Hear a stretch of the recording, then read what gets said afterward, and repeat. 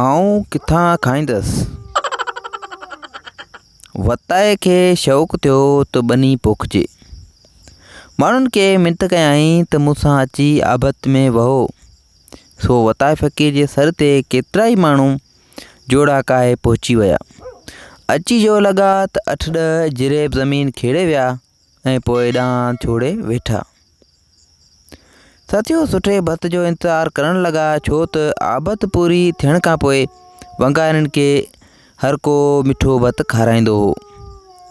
तो घणी देरि गुज़री त वताए खे चयूं त फ़क़ीर भला छो वेठो आहीं ऐं उथ हाणे भत आण त खाऊं।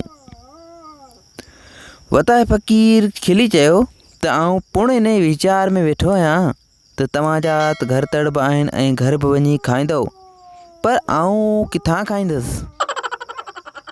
साथियो उम्मीद आहे त वताए फ़क़ीर जो हीउ किस्सो तव्हांखे सम्झ में अची वियो हूंदो। वधीक वीडियोज़ जे लाइ असांजे चैनल खे सब्सक्राइब कंदा।